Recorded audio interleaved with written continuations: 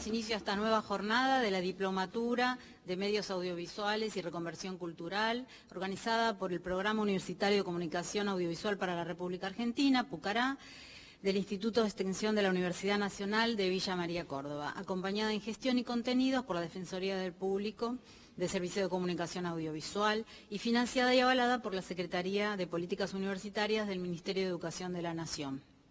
Desde la Universidad de Buenos Aires, la Facultad de Ciencias Sociales, estamos transmitiendo en directo para las universidades nacionales de Avellaneda, Bahía Blanca, Corrientes, dictado en conjunto con el INTA Bellavista y la Red de Comunicadores del Mercosur, Entre Ríos, sede Concordia y Paraná, Misiones, Posadas, Río Negro Viedma, Córdoba, Villa María, y La Rioja en conjunto con la delegación AFCA de la mencionada provincia. También la Asociación Civil de Comunicación Comunitaria Mateñiel, Goya, Corrientes, Vialet Macé, Valle de Punilla, Córdoba. En esta clase, que ya es la clase número 12 de la diplomatura, el tema es discapacidad y derecho a la comunicación, la ley y la accesibilidad. La conferencia está a cargo de la doctora Mónica Bianchi y el profesor Alfredo Bértola. Mónica es presidente de ASIS, Agrupación Camino hacia la Integración Social, coordinadora de la Comisión Discapacidad, Consejo Consultivo de la Sociedad Civil de Cancillería Argentina, integrante del Foro de Participación Ciudadana de UNASUR, Mercosur, integrante de la Coalición por una Comunicación Democrática, representante de la sociedad civil en el Observatorio de Accesibilidad de la Defensoría del Público, autora y promotora de leyes nacionales y de la Ciudad Autónoma de Buenos Aires. Fue diputada de la Ciudad Autónoma y directora general de Discapacidad del Gobierno de la Ciudad Autónoma de Buenos Aires. El profesor Alfredo Bértola, coordinador nacional del área de discapacidad en el INADI desde el año 2010 hasta la actualidad. Actualmente es asesor sobre discapacidad en el AFCA, Autoridad Federal de Servicios de Comunicación Audiovisual. Se desempeñó como docente en escuelas de educación especial, especialidad en discapacidad intelectual, hasta el año 2011. Autor del libro Discapacidad y no discriminación, INADI 2012, autor del capítulo Personas con discapacidad y derecho a la comunicación, del libro Los derechos de las personas con discapacidad, 2008, coautor y productor del libro Guía de Estilo Periodístico en Discapacidad, CONFER 2005, y colaboró en el libro Sexualidad sin Barreras, INADI 2015. Los dejo con los conferenciantes. Muchísimas gracias por estar con nosotros.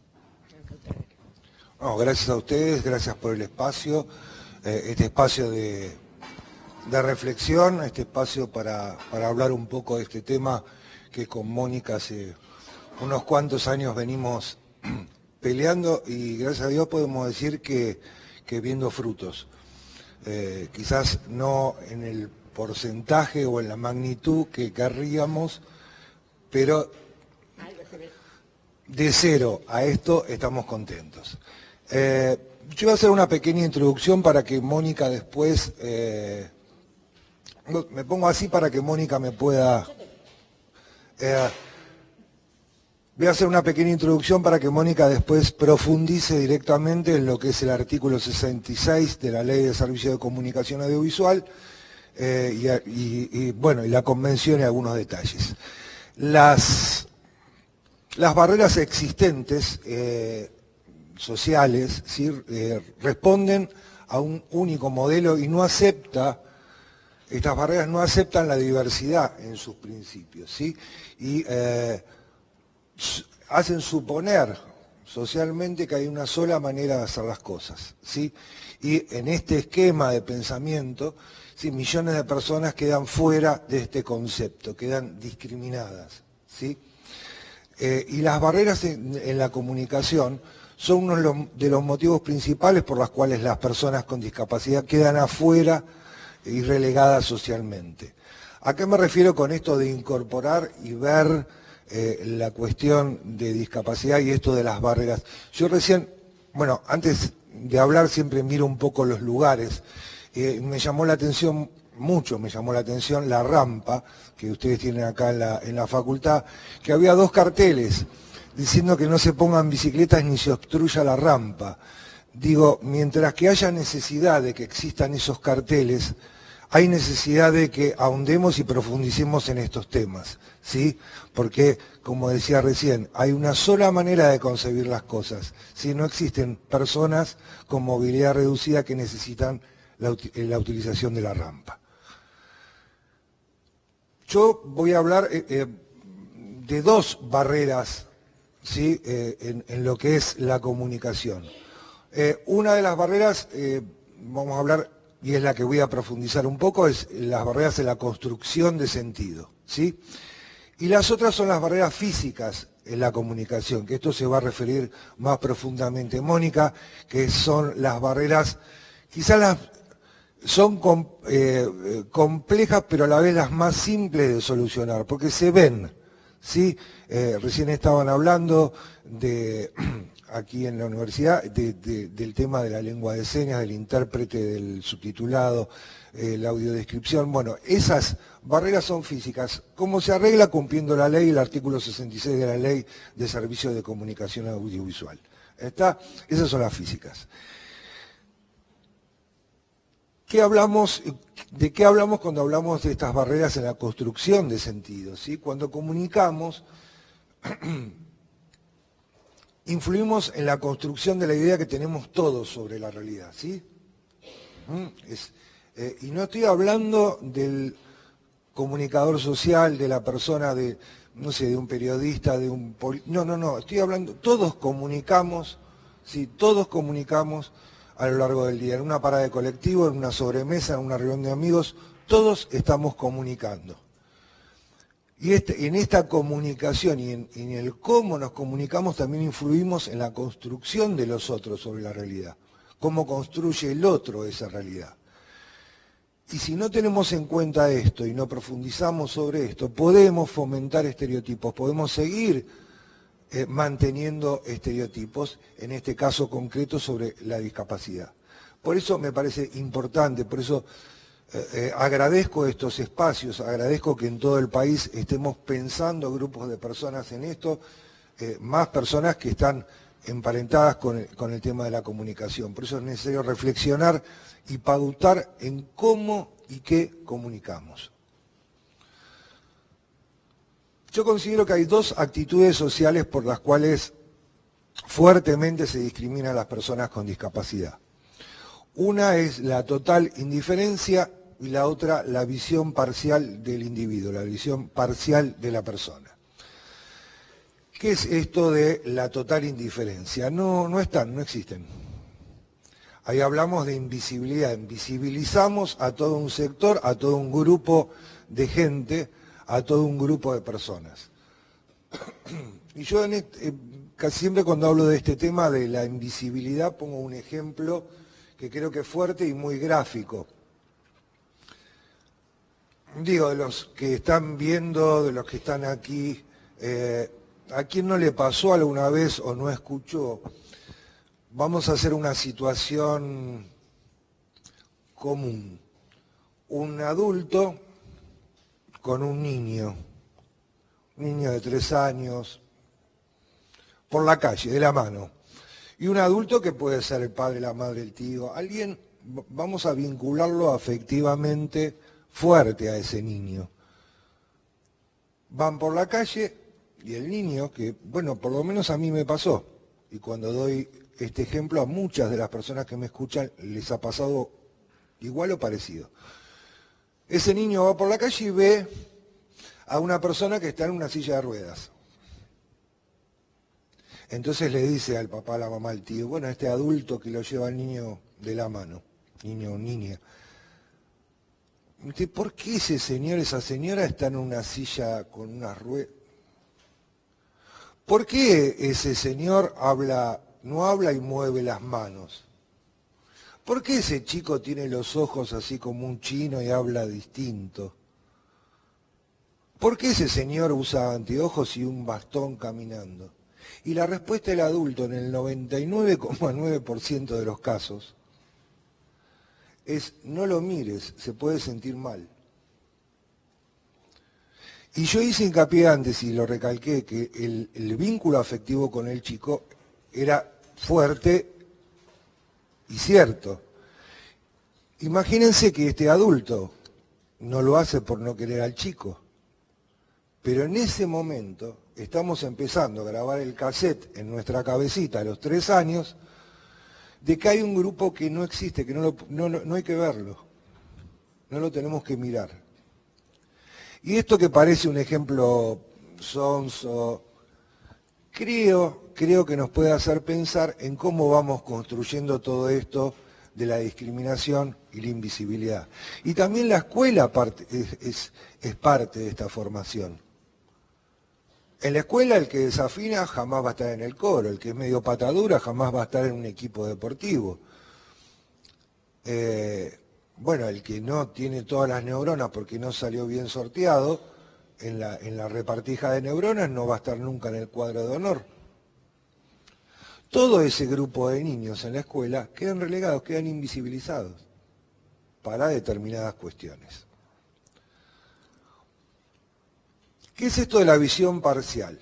Bueno, yo aquí hablo de que la mirada se centra específicamente al faltante respecto a lo que nosotros consideramos normalidad. Todo se enfoca al déficit, ¿sí? Todo se enfoca a eso diferente, a eso que no cuadra en los parámetros normales sociales, en estas convenciones que nosotros hablamos como de normalidad. Un ejemplo muy concreto es en los medios cuando se resalta en extremo los logros de una persona con discapacidad. Comúnmente suele pasar en cuestiones que tienen que ver con lo deportivo. ¿Sí? Una persona en silla de ruedas sacó una medalla de oro. No, quizás no medalla, un 5.º puesto. ¿Y por qué le van a hacer una nota y lo muestran como un héroe? Si una persona que no está en silla de ruedas, que no tiene discapacidad, saca un 5.º puesto, un 10.º puesto en algo y nadie lo transforma en héroe. Esta cuestión de transformar a alguien en héroe también es distorsionar esa imagen real. Comúnmente en esas notas se profundiza sobre, qué bárbaro. A pesar de todo lo que le pasó, el sufrimiento, el padecimiento, él pudo o ella pudo, jamás le preguntan si tiene familia, cómo le fue no sé, en el partido o si se recibió de abogado. Estamos plagados de estas notas y lamentablemente son las pocas notas que aparecen, ¿sí?, en algún tipo de medio. Cuando me refería también a la invisibilidad, hay otro ejemplo que por suerte hasta hace un tiempito yo jamás había visto y jamás nadie había visto, pero empecé a ver en algunos noticieros que esto empezaba a cambiar. Ustedes vieron que los noticieros, cuando hay algún tema candente, por ejemplo, que aumentó el pan o algo por el estilo, comúnmente mandan a un notero a la calle, a la gente que pasa, le hacen algún tipo de pregunta. Yo les pregunto si alguna vez vieron que pararan a personas con algún tipo de discapacidad para hacerles esas preguntas, cuando yo he visto que pasaban por el costado. Digo, es como que la persona con discapacidad no sufre el aumento del pan como el resto de los ciudadanos. No tiene necesidad de alguna cuestión que está funcionando mal. O sea, directamente también se los invisibiliza y no se los trata como ciudadanos comunes. ¿Está? Entonces, este es el gran cambio, este es el gran paradigma, este es el gran desafío que tenemos, de empezar a cambiar este tipo de cosas, empezar a visibilizar dentro de lo común, dentro de la ciudadanía. Tanto la indiferencia y la visión parcial surgen del desconocimiento. Porque como yo les contaba, este adulto que iba con el niño por la calle, no fue por maldad que le dijo que no los mire, sino porque no sabe. No tenemos información, no nos formamos en estos temas, ¿sí? Y todo este desconocimiento lo que hace es crear preconceptos, prejuicios, hacer que se repitan estereotipos, ¿sí? Y todo este paquete de cosas se transforman en barreras actitudinales basadas en el modelo médico que ahora vamos a hablar. No quiero dejar pasar una cosa que me puso muy contento hace muy poco, y seguramente en los premios de construcción de ciudadanía se hará una mención. Hace poco en un programa de Canal 11, de Telefe, hay un programa que entran a buscar cosas a una jaula, un programa de entretenimientos, no me acuerdo, Escape Perfecto, ahí está.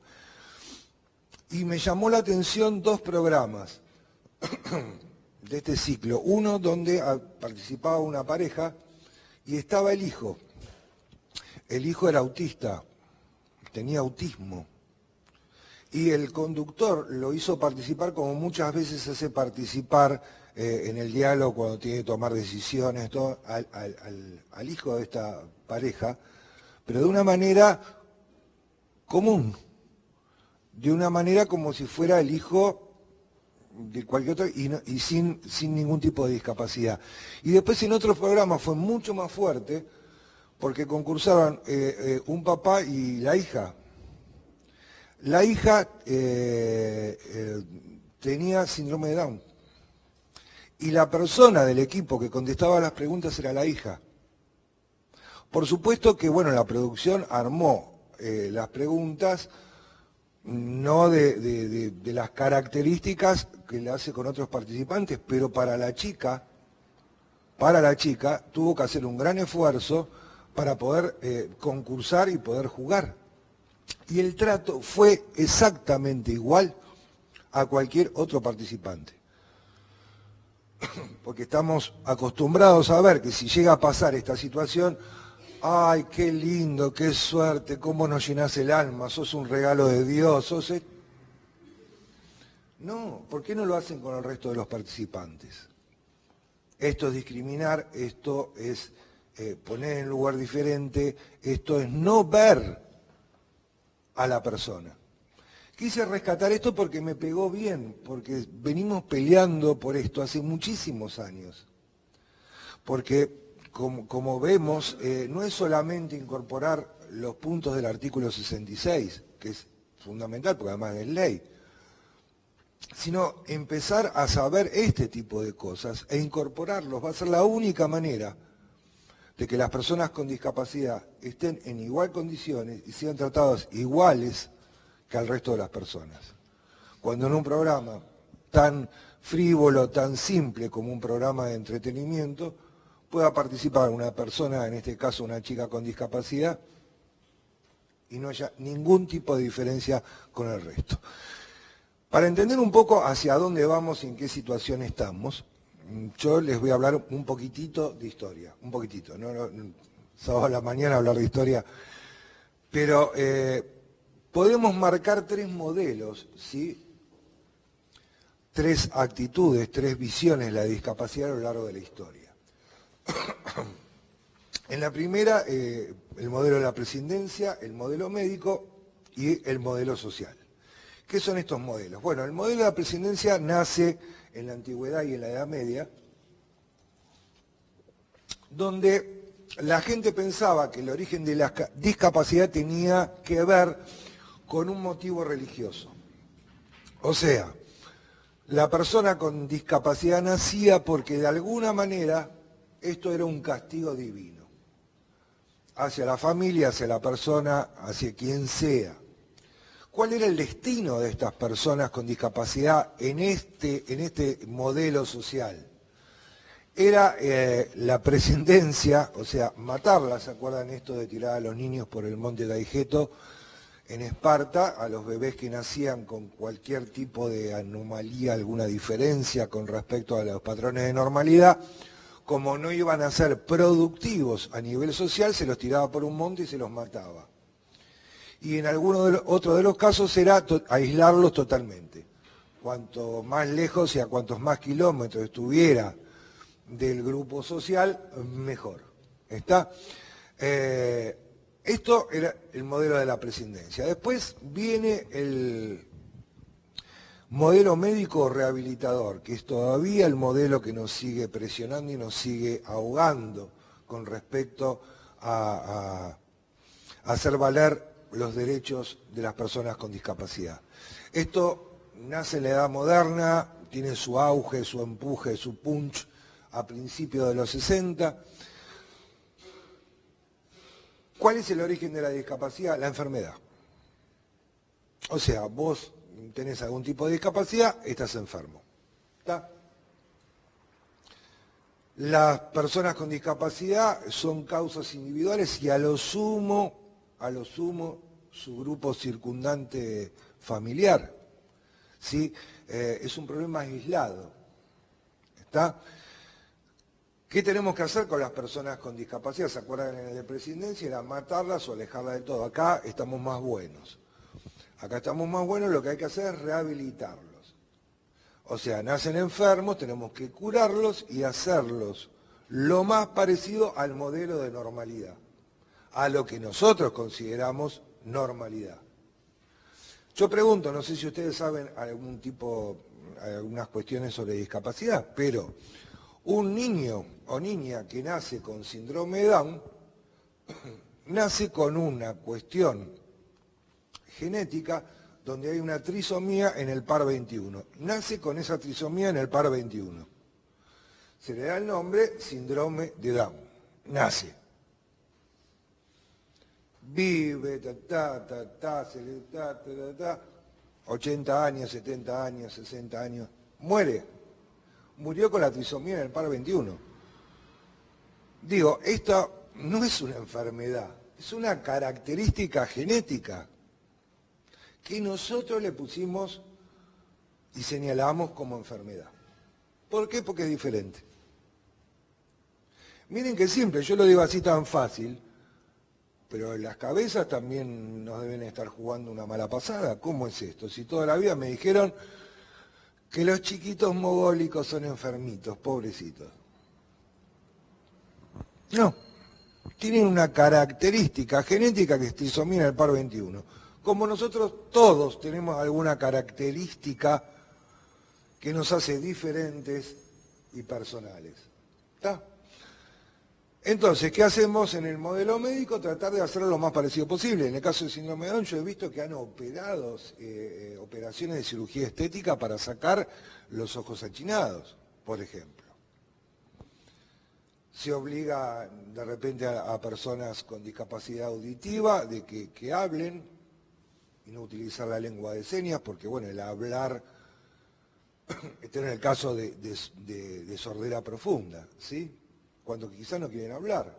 O sea, llevamos a hacerlo lo más parecido a lo que nosotros consideramos como que está bien y es normal. Y todo este modelo justificó todas las políticas asistencialistas a nivel social. Toda la cosa de beneficencia, del pobrecito, te ayudo pero quédate allá. Yo cuando decía es un problema aislado, es una cuestión aislada, sí está bien, pero no me jodas, quédate ahí. Yo te ayudo, te banco los médicos, te banco esto, pero quédate ahí. Y esto sobrepasó las barreras de la salud, se instaló en la sociedad en todo, en la visión del trabajo, en todo, en la educación.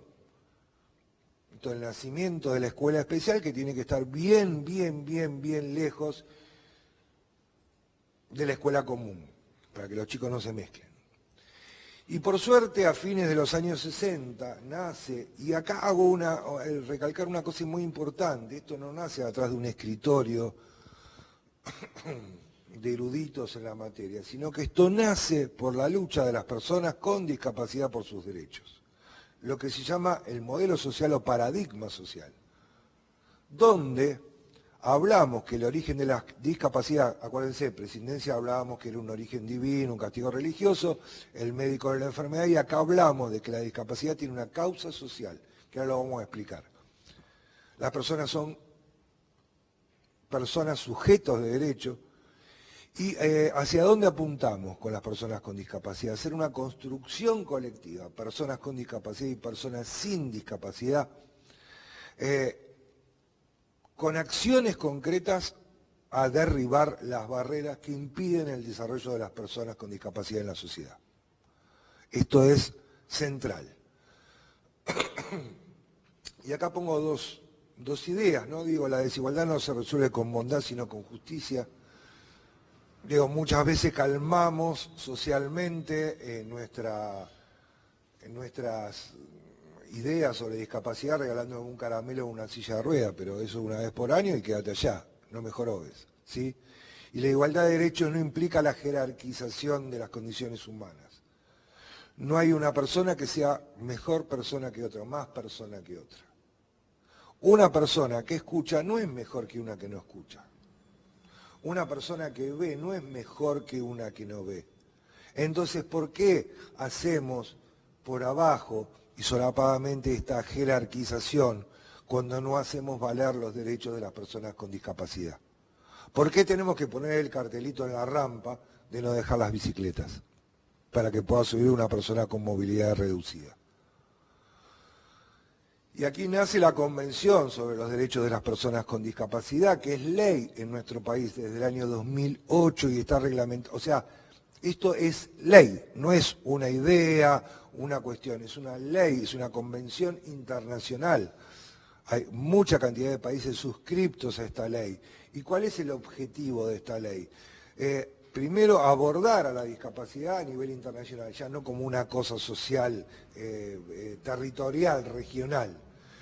Y desde una perspectiva de derechos humanos y de no discriminación, cuestionando muy profundamente a lo que viene siendo el modelo médico. Yo voy viendo la hora para no pasarme. La importancia de unificar el lenguaje, esto también me gusta dejarlo clarito. En la Convención está la definición de discapacidad, que es las personas con discapacidad incluyen aquellas que tengan deficiencias físicas, mentales, intelectuales o sensoriales a largo plazo, que al interactuar con diversas barreras puedan impedir su participación plena y efectiva en la sociedad en igualdad de condiciones con los demás. Fíjense, acá también recalco una cuestión, porque escucho muchas veces estas frases que no tienen mala intención, pero digo que siguen generando esta cuestión de no ver la realidad y generan estereotipos. Yo sigo escuchando la frase, todos tenemos alguna discapacidad. Yo no bailo bien, tengo una discapacidad para bailar.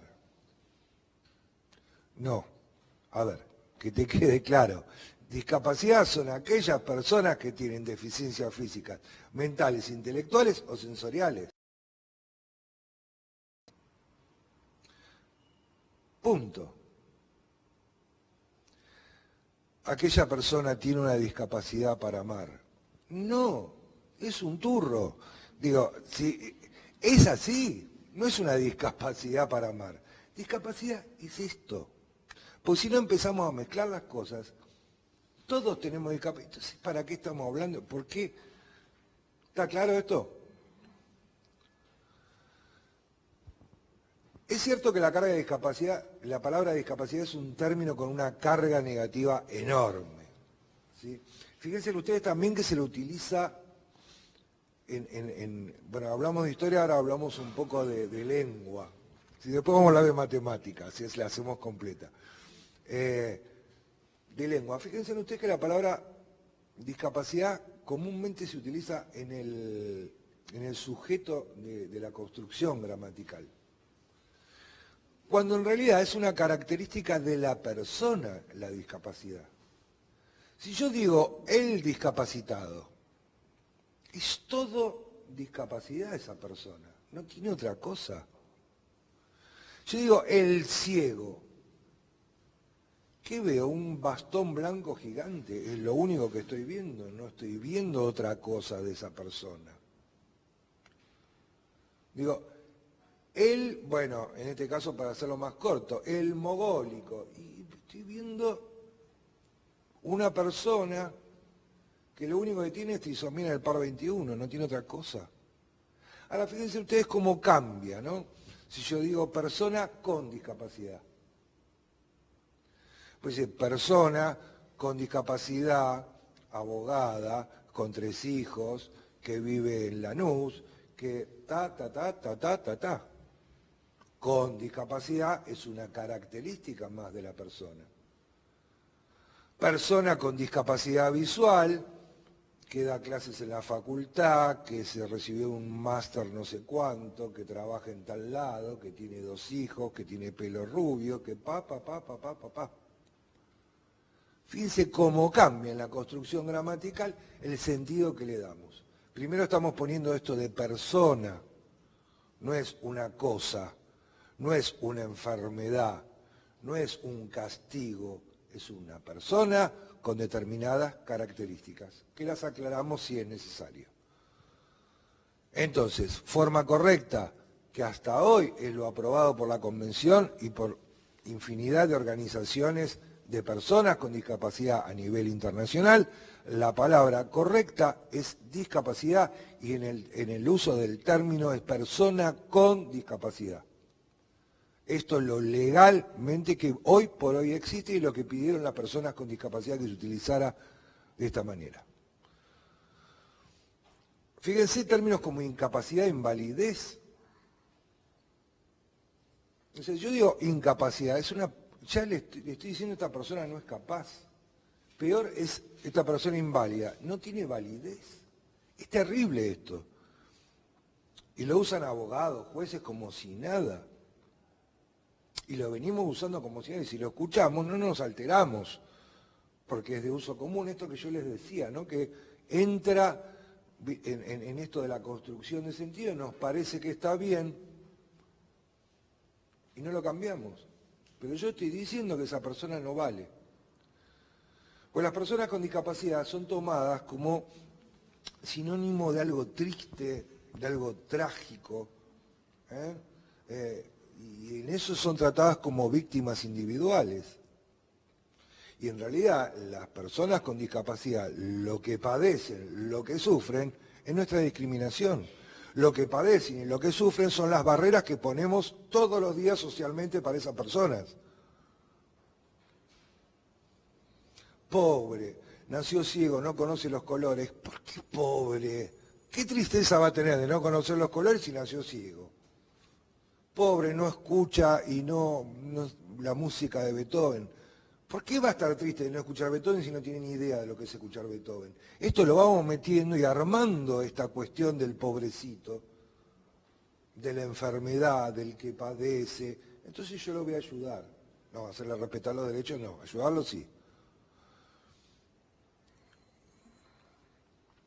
Y como consecuencia de la carga negativa que tiene la palabra discapacidad, se han tratado de inventar otra forma de llamar a las personas con discapacidad.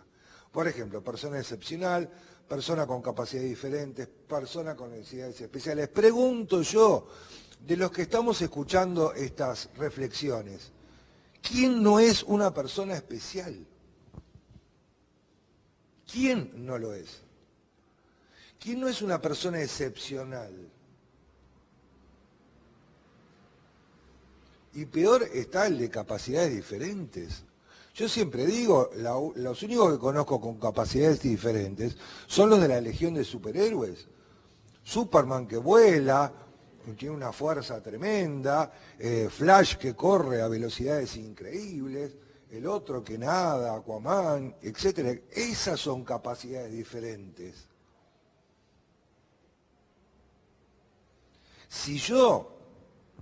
Si Mónica me está entendiendo perfectamente mientras que lee mis labios, no es que tiene una capacidad diferente.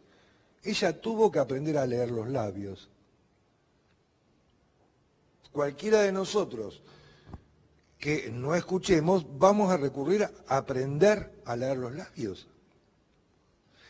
Vuelvo a decir, pongamos las cosas en su lugar, porque utilizando términos que no son reales, no hacemos reales a las personas con discapacidad. ¿Está? Yo les hablaba de que en el esquema del modelo social decimos que la discapacidad surge de cuestiones sociales.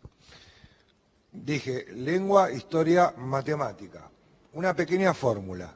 D es igual a F por A. Discapacidad es igual a funcionalidad por ambiente. Vamos a ver qué es esto. Funcionalidad es la posibilidad de la persona para desempeñar su rol en el contexto social. Vamos a decir que van a ser las deficiencias, o sea, la cuestión diferente respecto a los parámetros normales sociales. Y el ambiente van a ser las barreras que la sociedad pone a esa persona. ¿Está?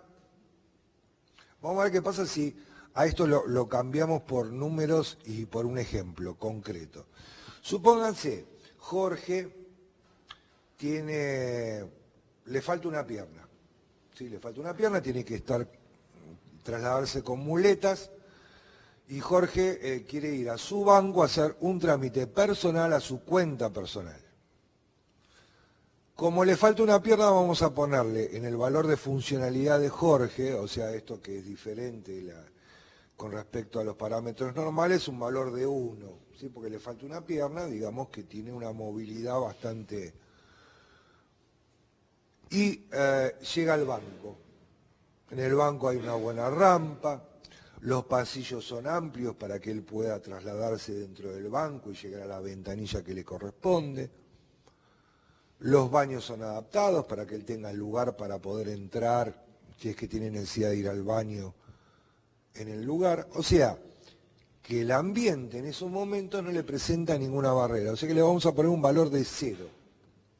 Fíjense ustedes qué curioso, ¿no? Porque si hago funcionalidad 1 por 0 a las barreras, ¿cuánto me da la discapacidad? 0.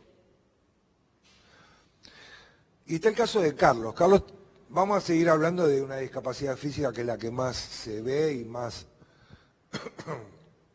ustedes conocen en la calle. Carlos ya tiene una funcionalidad un poco más comprometida porque está en silla de ruedas.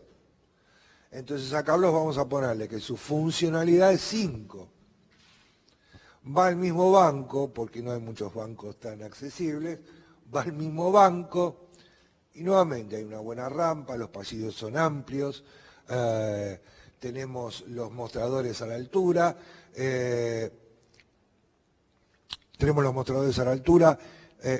o sea que ese banco para Jorge no le presenta ningún tipo de barrera.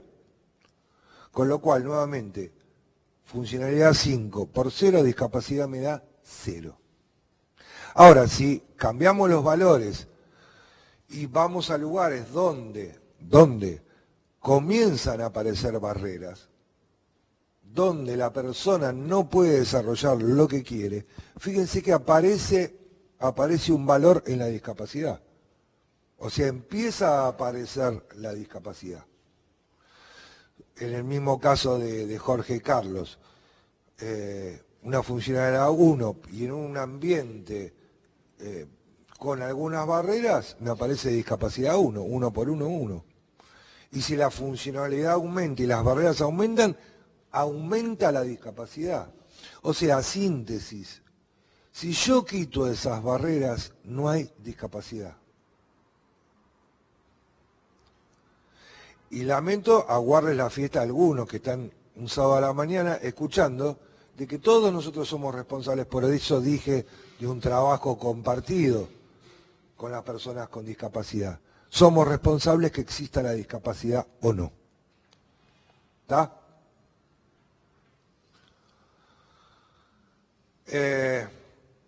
Las barreras comunicacionales, como hablaba, niegan la inclusión de millones de personas al ámbito social, económico, educativo y cultural. ¿Sí?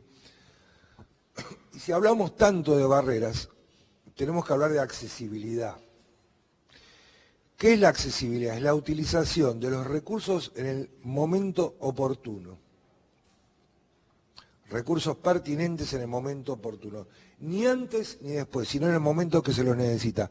Yo acá pongo un ejemplo. Imagínense que... estamos bien, ¿no? ¿El tiempo? Preguntaba por el tiempo. Imagínense que viene algún desastre así natural, que acá no pasa, pero como en México, que estaban esperando el huracán y todo lo demás.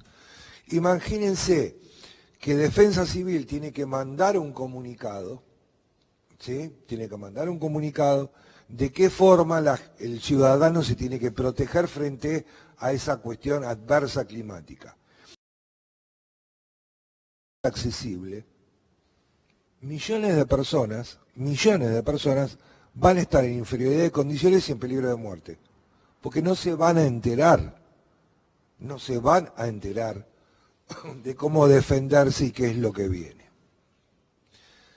La desigualdad frente a las oportunidades que surge a partir de la desinformación pone en desventaja a gran parte de la población. Hago una pregunta, de los que están presentes, ¿alguien sabe lengua de señas argentina? ¿Vos? ¿Hay intérprete? Sí, él es intérprete. Ah, por favor, el intérprete, un segundito. Mejor que eso, imposible. Cualquiera. Pero vengan los dos. Vengan los dos.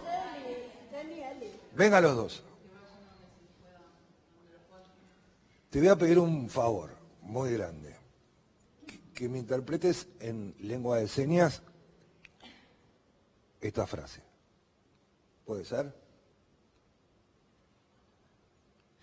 Bueno, sin risas. Espera un segundito. Los que saben lengua de señas no juegan. ¿Está claro? No juegan. El resto sí. Por favor. Listo. Siempre me olvido, siempre digo voy a grabar el cri-cri para mandar ahí, para el cri-cri, cri-cri.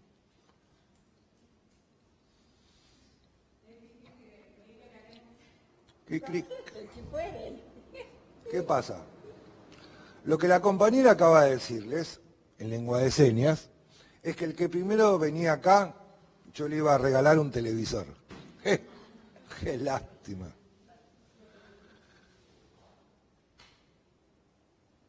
Esto mismo al revés pasa todos los días con millones de personas.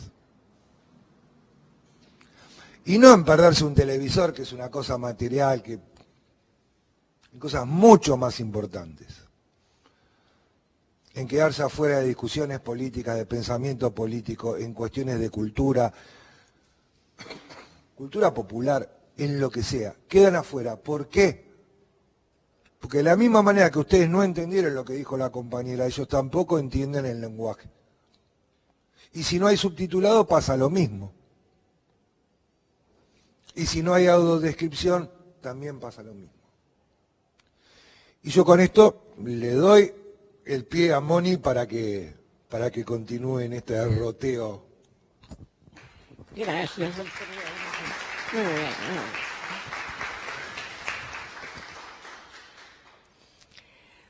Bueno, antes que nada, buenos días a todas y a todos. Las mujeres primero.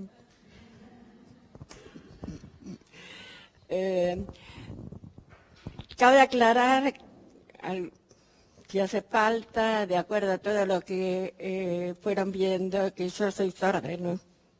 No sé si se dieron cuenta. Es decir, yo tengo lo que se llama hipoacusia severa. Escucho, tengo audición, el 10 en un oído y el 9% de la audición normal en el otro. O sea, nada. Por tanto, siempre digo lo mismo. Cuidado que cuando todo lo que yo diga, como no me escucho, yo no me pienso hacer responsable. Eso lo decía cuando era diputada. Yo puedo hablar lo que quiera, total. ¿Qué más da? Y por supuesto tenía otra ventaja. Después se dieron cuenta. Qué lástima. Tenía otra ventaja. Como uno lee los labios de cerca y de lejos. Entonces siempre podía ver lo que decía el otro bando. Todos mis compañeros me miraban y me decían, fíjate si están hablando de este proyecto, si lo van a apoyar o no. Entonces yo miraba. Hasta que se dieron cuenta, entonces me dejaban afuera. Va. En realidad, quiero andar un poquito más en todo lo que comentó Alfredo de la Convención. La Convención es un tratado internacional, por lo tanto es, para los países que adhirieron, una norma jurídica universal de cumplimiento obligatorio. ¿Está? En nuestro país como dijo Alfredo, está ratificado por una ley, pero además, el 24 de noviembre del año pasado, mediante otra ley, le dio a la Convención jerarquía constitucional. ¿Eso qué quiere decir? Que está por encima de cualquier ley. Tiene la misma jerarquía que puede tener la Constitución Nacional. Y yo les voy a relatar todo lo que tiene la Convención, por supuesto, la pueden leer, pero lo que a esta diplomatura hace. La Convención específicamente dice que los Estados parte, o sea, los que firmaron y adhirieron ante la ONU, deberán implementar todas las medidas que sean necesarias para permitir la accesibilidad de las personas con discapacidad a los medios de comunicación, a la información y a la comunicación en sí misma. Eso fue lo que nosotros nos llevó como gran bandera para luchar para que figure el artículo 66 en la Ley de Servicios de Comunicación Audiovisual. La verdad es que empezamos peleando, por llamarlo de alguna manera, esta inclusión social, más cerca, esta inclusión social, cultural, educativa, comunicacional, en lo particular desde el año 2002, 2003. Yo gritaba y decía que me quisiera escuchar. Quiero mirar televisión. ¿Por qué no? Porque para mí, para muchos, como yo, o como con discapacidad intelectual o visual, la televisión tiene que ser esa cajita negra que muchos de ustedes tienen en el dormitorio, en el living, y que después muchas veces dicen, ¿viste lo que salió por televisión? ¿Y por qué la gente con alguna discapacidad no puede acceder a eso? Hay una aclaración que yo hago siempre. No estamos hablando en ningún momento que quiera que las personas con discapacidad sean tratadas de igual a igual. Que quede muy claro eso. Porque tiene mucho que ver con los conceptos que habló recién Alfredo. Yo no quiero que me traten igual que a cualquiera. ¿Saben por qué? Porque si yo quisiera que me traten igual, cuando entro por esa puerta me dicen, sentate donde esté vacío, allá al fondo. Yo no quiero eso. Yo quiero tener las mismas oportunidades que tienen ustedes. Y si ustedes entran por la puerta y se sientan y escuchan o atienden y aprenden a través de una clase que puede estar dando un profesor, yo quiero tener esa oportunidad. ¿Cómo? Como dijo Alfredo, sacando las barreras que a mí me impiden tener la misma oportunidad que tienen todos los ciudadanos de este país. Entre ellas, mirar televisión. Con este concepto fue que fuimos a la batalla dentro del grupo que se llamó la coalición de los 21 puntos, que ustedes habrán escuchado, fue el origen de todo esto. Y cada vez que se planteaba algún tema para incluir dentro de esos 21 puntos, saltaba y decía, quiero acceder a la radio y a la televisión en tres cosas a tener en cuenta. Primero, los contenidos. Quiero un poco sacar lo que decía Alfredo, el invisible, el ser invisible. La no discriminación. No quiero que cuando aparece una persona que adquiere un estado público por algún lado, los medios lo primero que hacen es enfocar la rueda de la silla.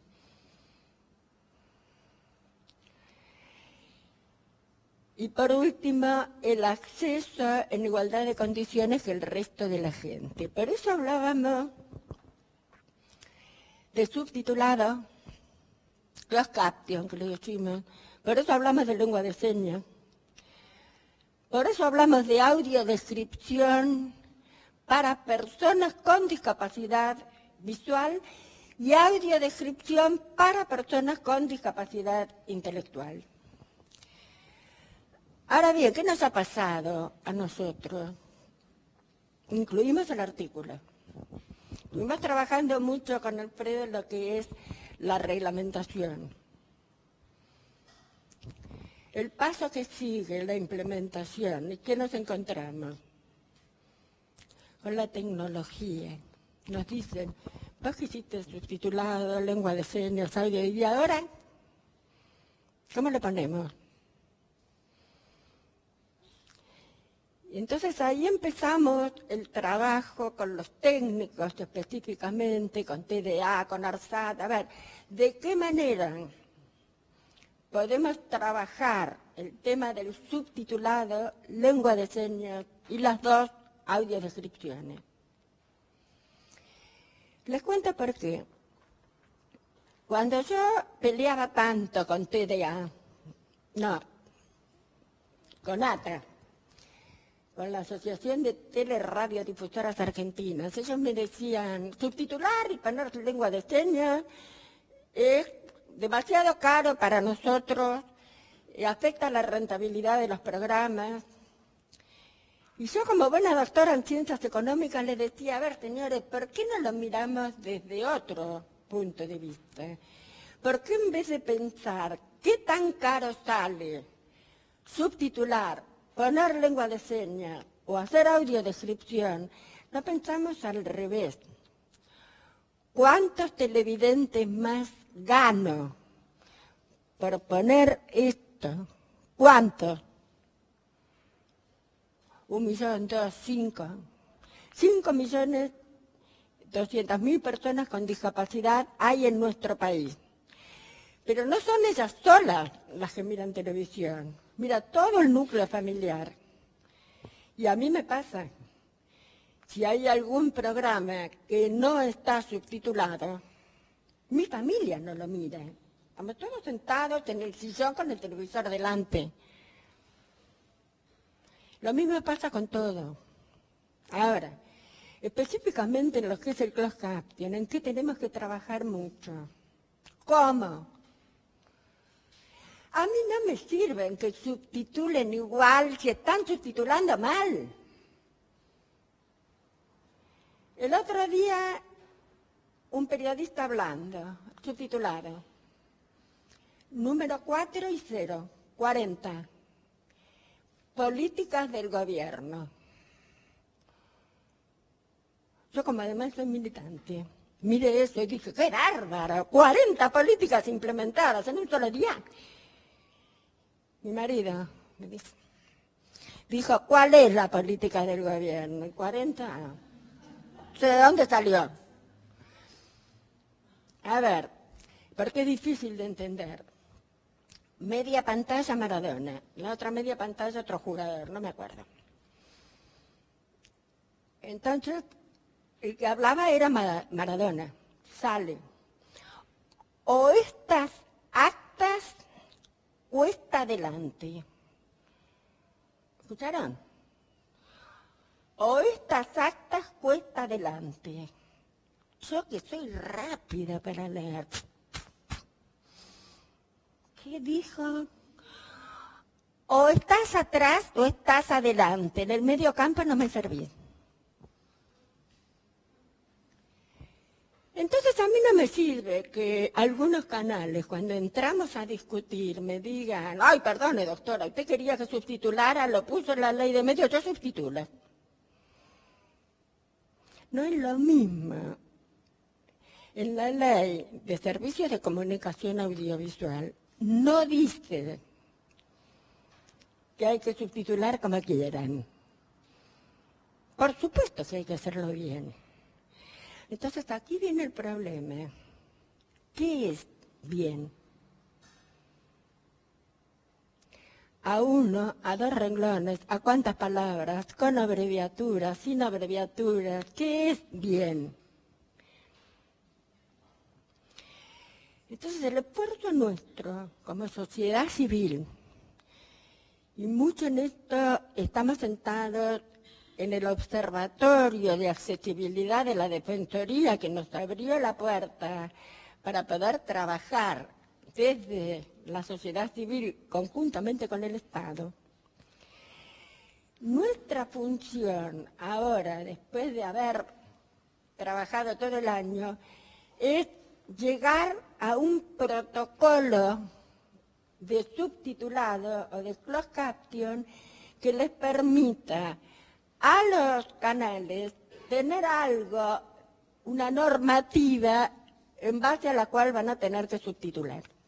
Pero si no lo hacemos nosotros, las personas con discapacidad auditiva, no decimos y expresamos qué es lo que necesitamos, ¿cómo quiero que del otro lado hagan algo? Lo mismo pasa con el tema de la lengua de señas. Es cierto todo lo que le comentó Yani. O sea, hay determinadas palabras por ahí, en las regiones de nuestro país, que por ahí surgen en el norte y no las reconocen en el sur, pero son mínimas, es cierto, pero están. Nosotros sí recibimos, no sé si llamarlo denuncia, pero sí inquietudes por parte de gente del interior, que muchas veces es como que se les hace dificultoso entender la lengua de señas del porteño, le dicen ellos. Entonces acá todo tiene que ver con todo. Los que nos dedicamos a la política pública y a buscar, no podemos tener visiones parcializadas, tenemos que tener siempre una visión sistémica. Acá cuando Yani comentó algo, dijo, hay personas que le va a ser útil el subtitulado porque leen, hay otras que no leen. Eso cuando se dijo hace 5 o 6 años atrás, ¿te acordás que es como que nos chocó? Y yo dije, ¿cómo que no leen? ¿Qué está pasando acá? Y una de las políticas que tenemos que empezar a reforzar es alfabetizar al sordo. Muchas personas con discapacidad auditiva, sobre todo los que hoy tienen 40, 50 años, ¿no es así, Eli? O sea, los mayores que hablan lengua de señas no saben lectoescritura, lo cual es grave. En las políticas educacionales actuales es como que al niño sordo o hipoacúsico se le está enseñando la lectoescritura, pero de todas maneras vamos a tener que reforzar demasiado esto para que cuenten con 2 elementos en lo que hace específicamente a la ley. Por un lado, la lengua de señas, si quieren ver la lengua de señas para interpretar lo que están diciendo, o el subtitulado. Esta de lengua de señas, oralidad, es una pelea que ya quedó atrás. Ambas cosas, la oralidad, la lectura labial y la lengua de señas, son instrumentos válidos. Entonces, en la televisión, en este caso, pongamos ambas cosas. Y vuelvo a decir lo mismo, esa visión sistémica. ¿Cómo podemos hacer para que los intérpretes que aparezcan por televisión, que en definitiva tienen la alta responsabilidad de estar comunicando a un público masivo, ¿Cómo podemos hacer para que esos intérpretes estén perfectamente formados? ¿Cómo podemos hacer para unificar o normatizar de alguna forma la lengua de señas para que sea pareja y entendible aún con esas poquitas palabras que hay en cada región del país? Pensando en esto, presentamos un proyecto de ley que crea lo que es el Instituto Federal de Lengua de Señas, para garantizar que en cada lugar, en cada provincia del país, haya una sucursal, llamémosle, de un instituto que primero pueda normatizar, como aparecen en los medios públicos, ese recuadrito, muy chico, muy grande, a media pantalla, no media. También están los técnicos estudiando si hay alguna posibilidad de que eso sea como el closed caption, o sea, si lo esfuerzo, lo veo y si no lo saco. Pero claro, es un problema técnico que requiere transmisión a través de satélite, todo un problema bastante difícil. Para que esos intérpretes sean oficiales, para que la lengua de señas sea única, para que busquemos en cada región cuáles son las palabras. Y a su vez, por eso también mucho la integración regional. Saben que en Uruguay, en Paraguay, en algunas ciudades limítrofes con Brasil, ven mucha televisión argentina. Pero mucho. Y mucha gente con discapacidad de Paraguay o de Uruguay quieren saber igual que nosotros. A ver, ¿qué es lo que están transmitiendo? Quiero el subtitulado, quiero la lengua de señas, quiero esta unificación para que yo, uruguayo, también pueda entender lo que está diciendo el noticioso argentino o el programa que tengo ganas de ver y que capto desde mi país, desde la Argentina. Esa creación del instituto también nos va a facilitar un poco la normatización de la lengua de señas. Y como todo tiene que ver con todo, yo les quiero contar algo, una rabia que tengo últimamente, porque hemos hecho un gran esfuerzo para garantizarle a la persona con discapacidad el acceso a toda la información que sea necesaria para mañana domingo. Lo mismo que para la elección pasada. Ustedes saben que hay un programa de accesibilidad electoral dentro de la dirección electoral. Y una de las cosas que yo planteaba era, primero, quiero el subtitulado en cada una de las propagandas que el Estado Nacional le otorga a los partidos políticos para que puedan hacer su difusión de plataformas y demás. Pero lo segundo que quiero, que se cumplió el año pasado, en las votaciones pasadas, se cumplió en las PASO, pero ahora hubo 2 o 3 que no. Sale una imagen, aparece un candidato y dice, yo conozco a este país y voy a hacer todo lo que prometí, inclusive que caminemos todos de cabeza. Votame en las próximas elecciones. Una persona no vidente o una persona con dificultad de visión dice, ¿quién habló? ¿Quién dijo? En las PASO luchamos por eso y en las votaciones anteriores también.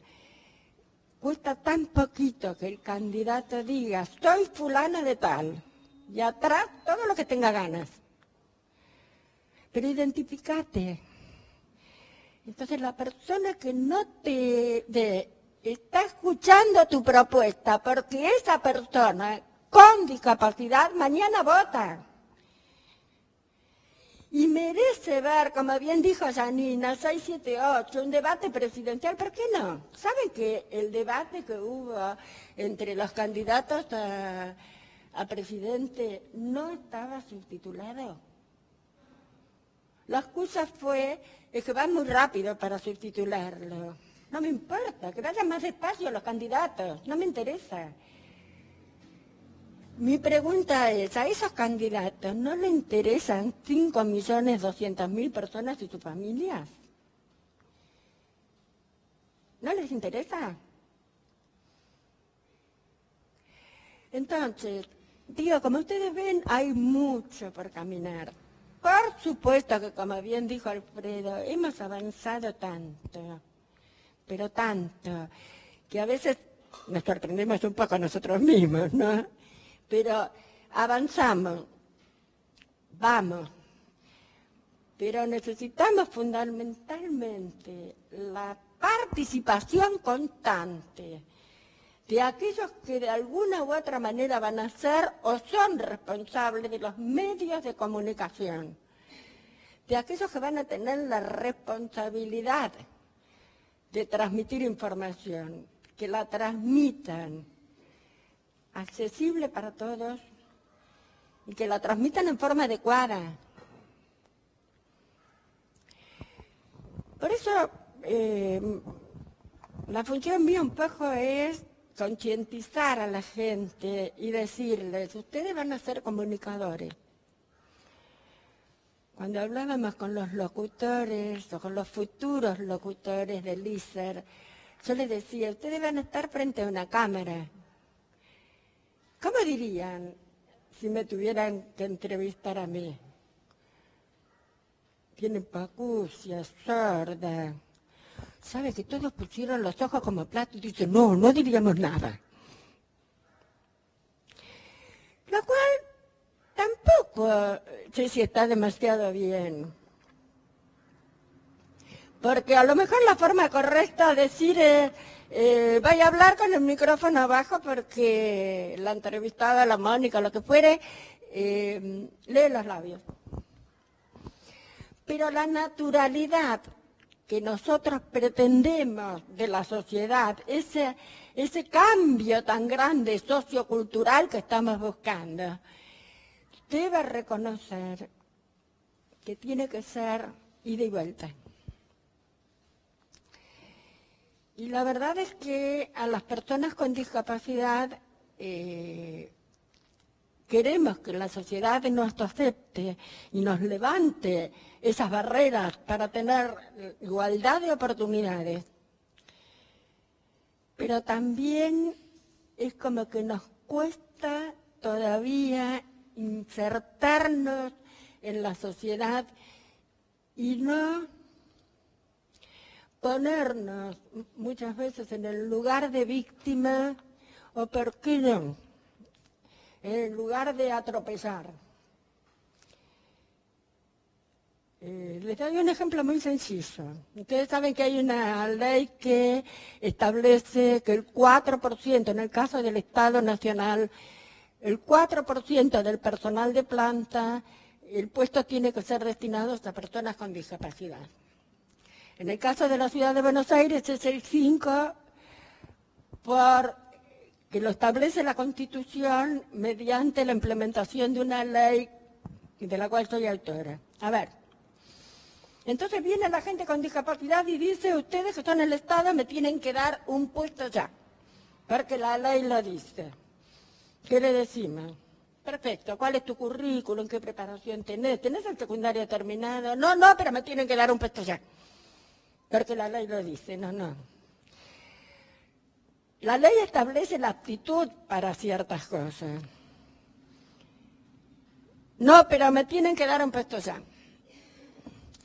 Nos ha pasado de dar una conferencia y la intérprete demorarse 2 minutos, mandó un mensajito diciendo, estoy demorada, llego en 5 minutos, y había un grupo bastante importante de personas hipoacústicas y sordas. Les avisamos que la intérprete estaba demorada, que íbamos a atrasar, todo para que pudieran participar desde el principio, y dijera, qué falta de respeto de parte de la intérprete.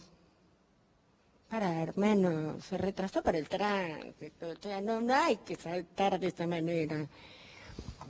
De la misma forma tenemos lo otro. Yo les cuento cosas que nos han pasado algunos amigos bastante graciosas. Y fíjense en cómo la situación, la persona con discapacidad la da vuelta. Digamos, un amigo que no vidente. Y además, aunque a ustedes les parezca mentira, es fotógrafo. Bueno, la cuestión es que hacía una exposición, entonces había mandado a imprimir los programas, las propagandas, los folletos de propaganda, y dijo, los paso a buscar por la imprenta y los llevo al teatro. Bien, cuando le dijimos, no, pasalo a buscar por la imprenta y parate ahí, quédate ahí paradito, nosotros te pasamos a buscar con el auto.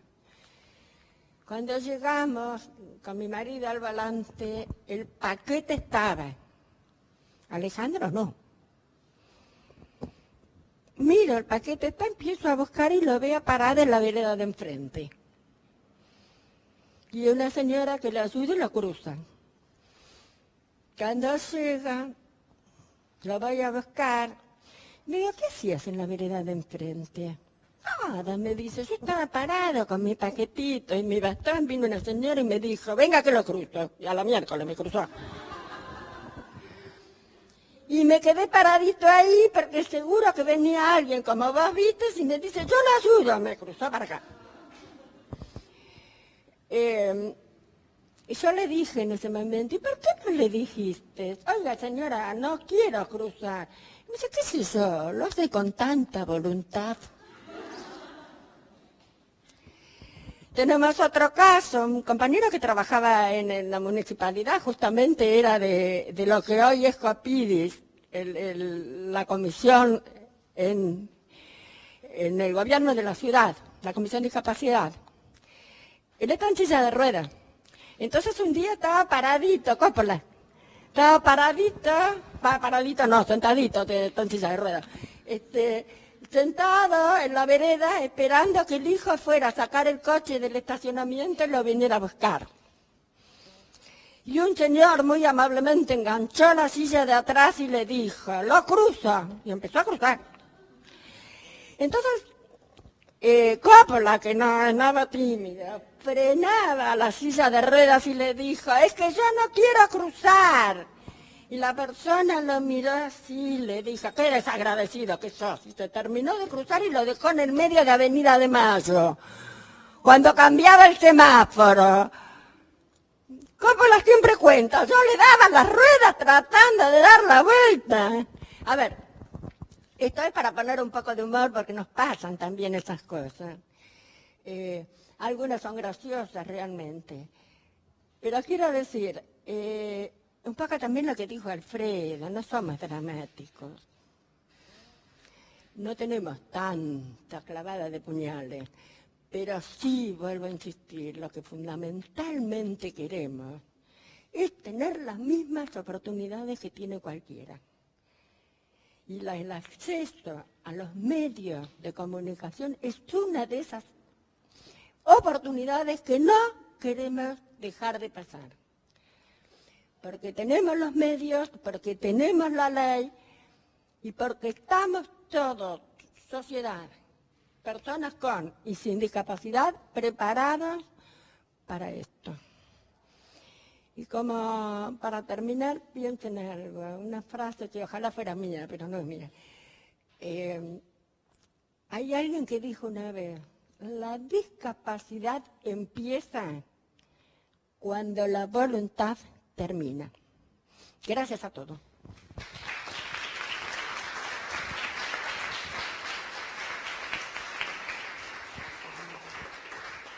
Bueno, les pedimos a los compañeros de todas las sedes que envíen las preguntas y nos vamos a tomar 15 minutitos, aproximadamente a las 12, volvemos a retomar para contestar las preguntas que sean necesarias. Muchísimas gracias.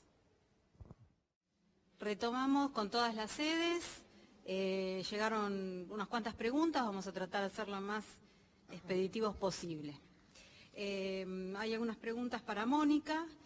Desde Goya preguntan, ¿tuvieron dificultades en el momento de redactar el artículo 66 y cuáles? En realidad sí, es un poco lo que conté. Tuvimos muchas dificultades por parte de los medios televisivos o radiales que decían que la inclusión de un artículo de este tipo afectaba la rentabilidad de los programas. Fue una lucha bastante cruenta, digamos. Inclusive hubo una tentativa antes de armar el anteproyecto y la coalición de los 21 puntos, una tentativa de una resolución por parte del entonces CONFER y fue presentada como inconstitucional, que afecta a la rentabilidad de la justicia. Tuvimos que pelear hasta ese punto. Pero bueno, finalmente está. ¿Qué nos pueden contar acerca de posibles dispositivos para incentivar la participación de las personas con discapacidad en los medios de comunicación?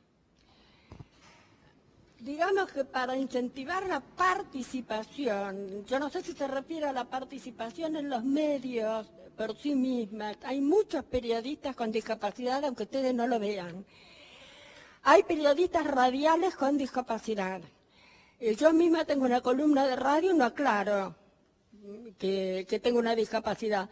Hay periodistas, hay gente de medios que aparece en televisión, si ustedes ven en CN23, creo que es, hay un programa en los domingos exclusivamente de Jorge Gress, que tiene una discapacidad y actúa. O sea, la participación es abierta, no tenemos mayores inconvenientes.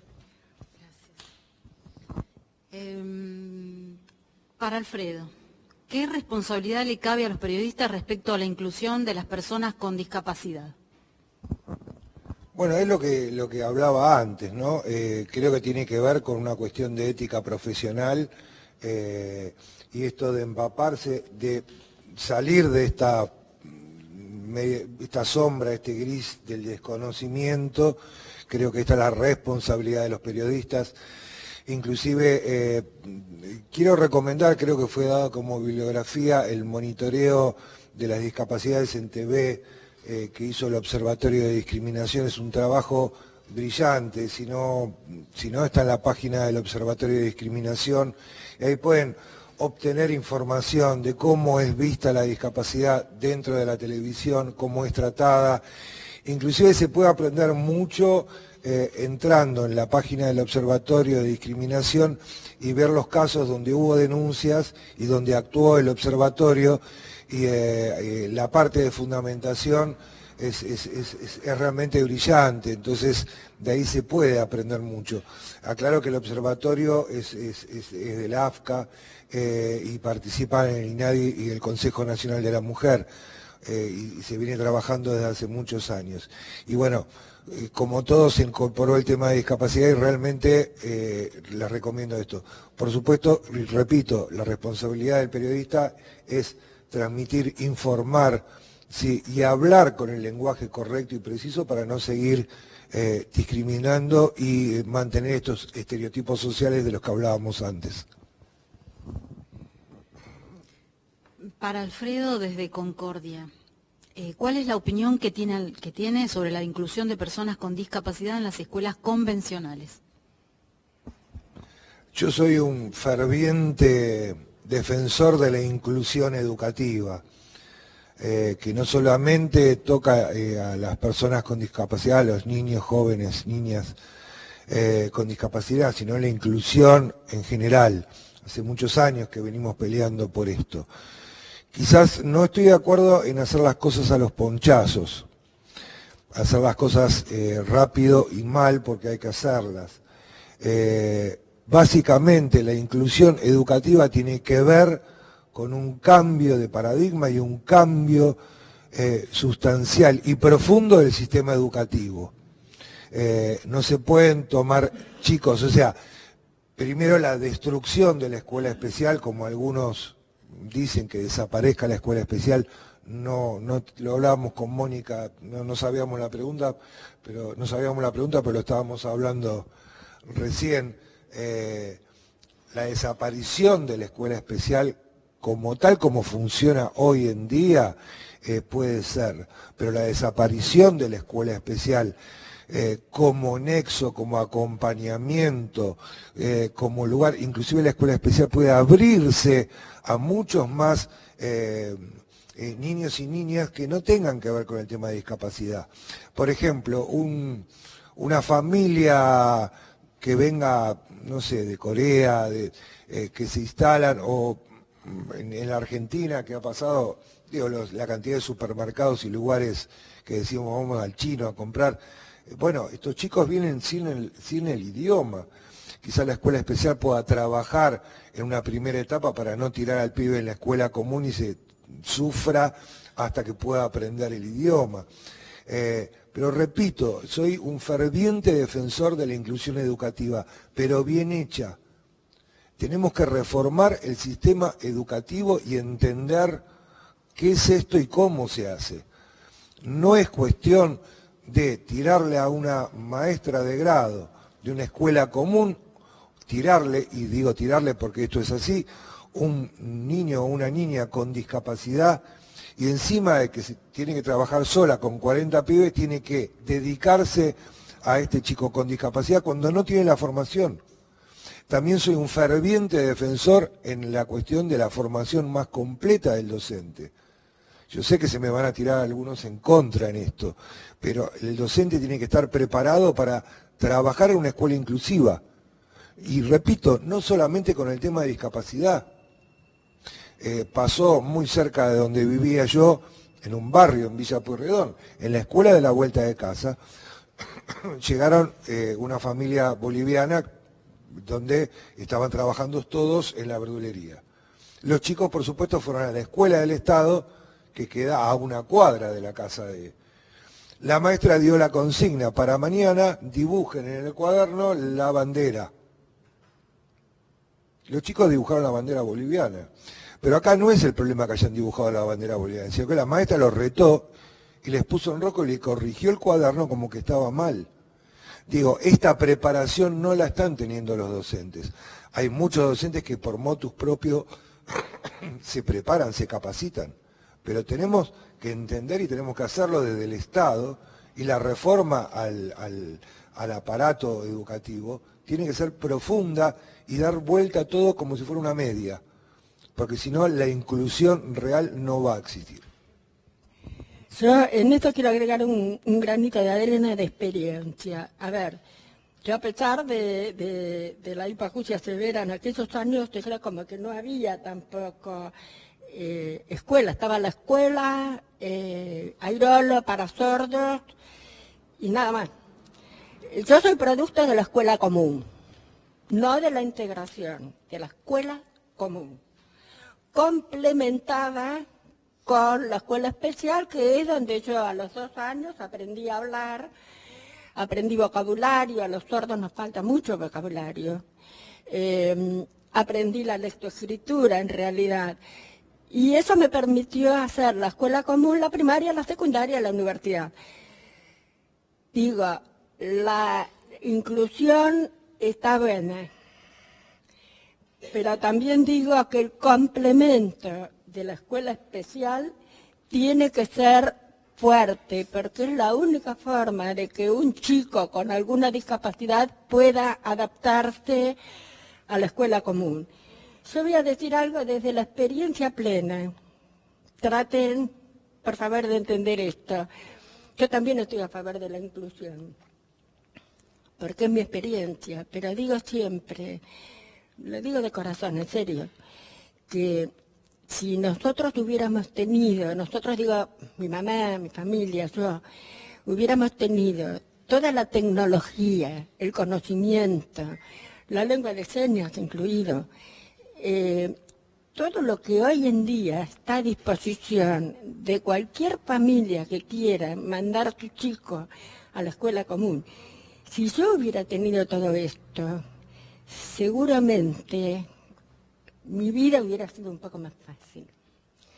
Seguramente, en vez de aplicar el 100% de mi tiempo tratando de parecerme al resto de los chicos, tal vez hubiera aplicado el 100% de mi tiempo en ser una nena, en tener una vida común y en aprender. Entonces, aprovechen esto. divulguemos esta escuela inclusiva, apoyada por la escuela especial, familias atrás, apoyando eso y sobre todo el aprovechamiento absoluto en la escuela de toda la tecnología y las herramientas que hoy tienen. Mónica, desde Villa María preguntan, ¿existe un manual de procedimiento o estilo que indique cómo se debe preparar los proyectos audiovisuales que contemplen el subtitulado y la autodescripción y el lenguaje de señas? Si existiera, ¿dónde se puede encontrar? En realidad también lo hablamos hace un ratito. Nosotros estamos abocados conjuntamente con la Defensoría del Público. Cuando digo nosotros me refiero a la sociedad civil, a todas las asociaciones y organizaciones sociales que atienden las distintas temáticas de discapacidad. Dentro del Observatorio de Accesibilidad, una de las funciones que vamos a llevar a cabo el año que viene va a ser armar los protocolos de audiodescripción para ambos casos, armar el protocolo de subtitulado y armar el protocolo de lengua de señas. Solamente con la participación activa de las personas con discapacidad vamos a poder armar estos protocolos y, por supuesto, apoyados por todos los técnicos y por todos los sabelotodos, como digo yo, los ingenieros que hablan de eso del satélite, que la imagen baja, que la banda. Pero bueno, entre todos vamos a armar estos protocolos para poder hacérselos llegar a todos, no solamente los medios audiovisuales, sino también aquellos que quieran armar algún audiovisual en forma particular, que quieran armar documentales. Desde Vialet Macé nos preguntan, las personas con discapacidades que tienen pensiones no contributivas y con capacidades para pertenecer en el ámbito laboral, ¿pierden su pensión al incluirlas en el mercado? ¿Cómo pueden informarse al respecto? ¿Cómo pueden informarse por la ley en realidad? Pero yo se lo resumo, esto no tiene mucho que ver, ¿te dan cuenta? O sea, qué falta de información que tenemos. Las personas que tienen una pensión no contributiva, cuando son incorporadas al ámbito laboral, la pierden. La función de la pensión no contributiva es ayudar a las personas con discapacidad que no tienen acceso al mercado, sea por edad, sea por su propia discapacidad o por lo que fuere, no tienen acceso al mercado laboral. Es muy importante esta pregunta, ¿por qué? Porque una persona con discapacidad que accede al mercado laboral en realidad deja de ser una carga y una mochila para el Estado para pasar a ser una persona aportante y contribuyente, no solamente desde el punto de vista ético, moral y demás, sino desde el punto de vista económico por parte del Estado. Resumiendo, tiene pensión no contributiva cuando entra en el ámbito laboral en blanco y tiene aportes y contribuciones por parte de la patronal o de sí mismo, por supuesto pierde la pensión no contributiva y comienza a tener un sueldo con aportes patronales y propios. Desde Avellaneda preguntan si la ley está escrita en braille. La ley tiene algunas cosas, algunos articulados en braille, la pueden conseguir solicitándola a la Defensoría del Público justamente. Pero yo les quiero decir cuál es la diferencia. Nosotros, con todo lo que la discapacidad visual, estamos tendiendo al audio más que al braille. ¿Por qué?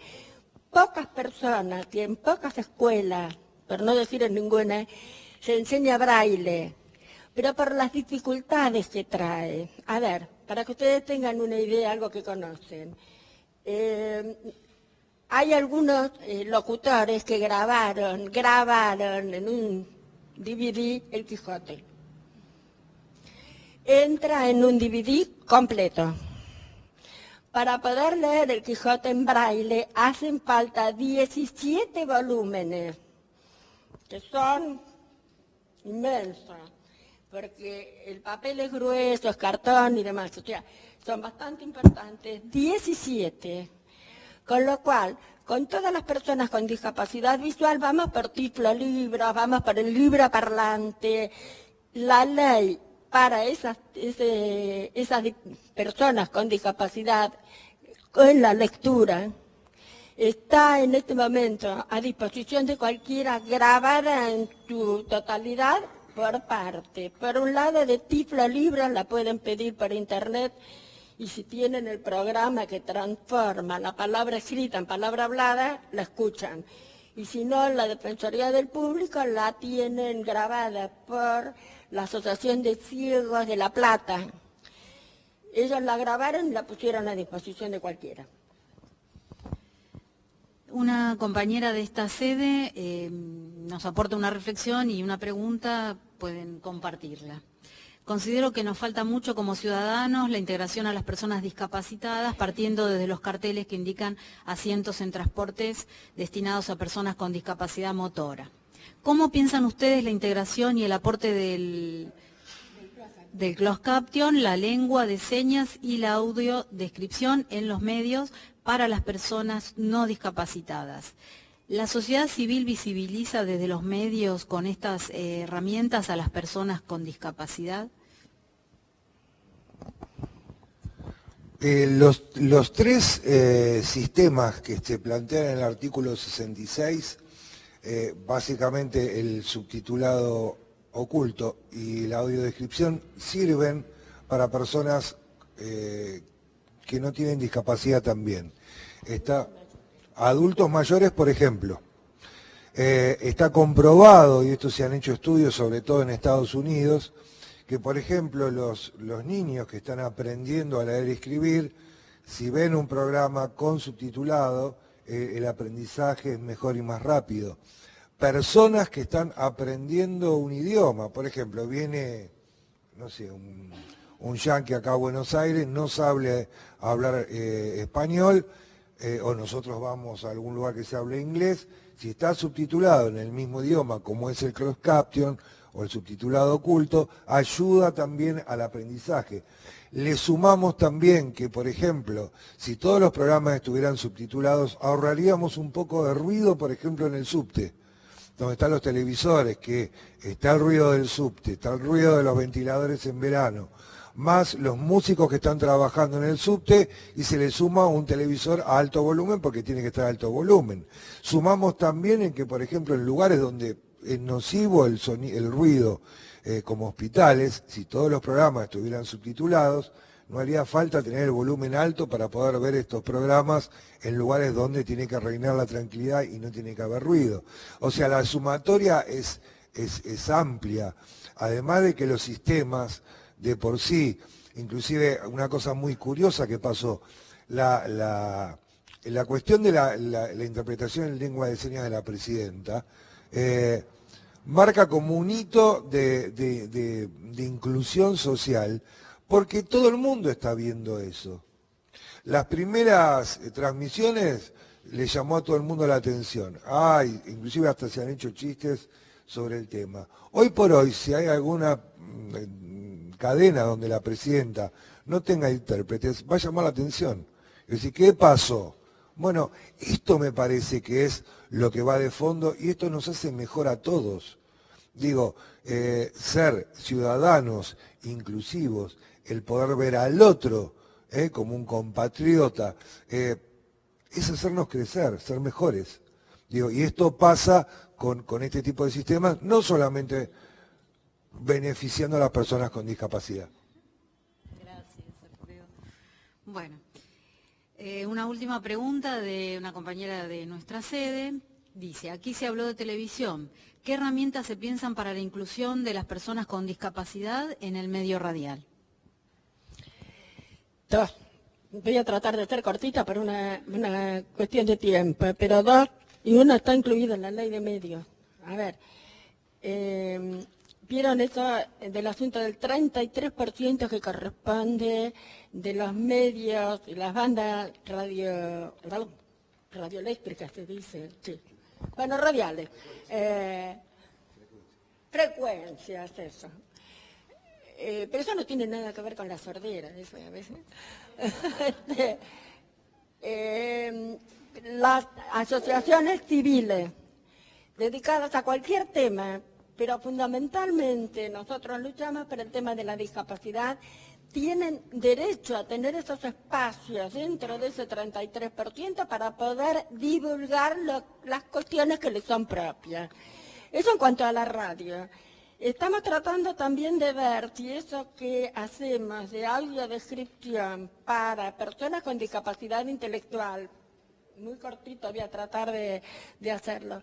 Nosotros cuando hablamos de audiodescripción para intelectuales, la verdad es que estamos aprendiendo, descubriendo muchas cosas, porque cómo es la audiodescripción y eso afecta cómo se va a transmitir aquellos avisos institucionales a través de la radio. Estamos descubriendo todos juntos una cosa que se llama, por ahora lo hemos dado por llamar así, ¿no? Pero español simple. A ver, lo descubrimos en el día a día, no es una cosa que podamos decir está establecida. ¿Cómo lo hacemos? Nos sentamos y dialogamos con gente con discapacidad intelectual y nos vamos dando cuenta, hasta por las caritas mismas, de que estamos aplicando algo que para la mayor parte de la ciudadanía es común y entendible, y para ellos no. En eso tenemos que hacer hincapié. Un ejemplo claro. Ahora, a ver, relatamos cosas, leemos cuentos, a ver dónde surge lo inentendible. Y nos surgió una vez cuando decían en el cuento, se encontraban todos de pie. Y ahí empezaron las caras. Entonces, el planteo fue, si se encontrar, eso significa que hay algo que antes se perdió y ahora lo encontramos. Como la palabra importante que sigue es pie, la pregunta clave fue, ¿alguien perdió un pie? ¿Cuál es el español simple? Estaban todos parados. Eso es lo que vamos descubriendo y eso es lo que los medios radiales vamos a tener que hacer para que las interpretaciones y aquellas cosas importantes que se puedan decir por radio tengan un lenguaje, por decirlo, simplificado y entendible, más allá de los silogismos que aplicamos los argentinos, los porteños y la demás gente del interior. Agrego a lo de Mónica, esto del español simplificado, se están haciendo inclusive experiencias en el mundo, y no solamente para personas con discapacidad intelectual, personas de bajos recursos que no han podido tener acceso a una educación completa y todo. Se están haciendo, por ejemplo, en México las traducciones a las leyes al español simple, cosa que cualquier ciudadano pueda tener acceso a poder leer una ley, poder defenderse y poder interpretar lo que dice esa ley. A esto le sumamos que, bueno, la audiodescripción para personas con discapacidad intelectual. No solamente nosotros estamos aprendiendo, seríamos los primeros en el planeta, en el mundo, en llevarlo adelante esto. Es una de las cosas más postergadas que tenemos del artículo 66, pero cuando lo hagamos va a ser genial. Mañana van a votar personas con discapacidad intelectual. Es injusto y está mal que estas personas no entiendan el lenguaje rebuscado a veces que tienen los políticos para expresarse, que bueno, es injusto que no puedan informarse porque en el noticiero utilizan 45 sinónimos para estar diciendo lo mismo durante 5 minutos y ni yo los entiendo a veces. Una persona con discapacidad intelectual necesita esta traducción para poder participar, para poder ser ciudadano. Sumo una cosita al tema de la radio. Una cosa simple, a los que tengan programas de radio. Los que tienen programas de radio comúnmente tienen una página, un blog en internet. Notas importantes, sería buenísimo que la transcriban y la suban a la página. Una persona con discapacidad auditiva que no puede escuchar esa nota, la puede leer si la nota es interesante y construye ciudadanía.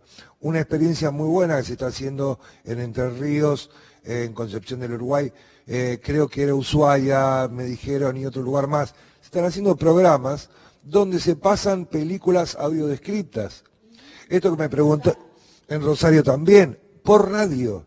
Entonces, no solamente sirve para la persona con discapacidad visual, esto de integrar, esto de incluir, esto que preguntaban, ¿sirve también para la persona sin discapacidad? Sí, porque están escuchando como si fuera un radioteatro y están escuchando una película. Son todas cosas que podemos ir haciendo y podemos ir transitando. Gracias, Mónica. Gracias, Alfredo, por este aporte tan enriquecedor. Les brindamos un fuerte aplauso.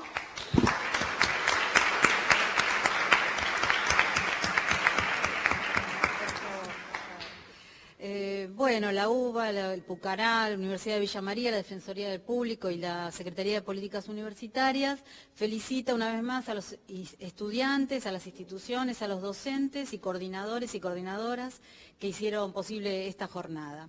Nos encontramos el sábado 7 de noviembre para abordar el tema comunicación con perspectiva de género a cargo de Romina Coluccio y Lucía Ariza de la Defensoría del Público. Buen fin de semana para todos, un abrazo enorme a nuestros compañeros en todas las sedes y bueno, que tengan un buen domingo. Mañana vamos a votar con el corazón y con conciencia por la patria. Muchísimas gracias a todos.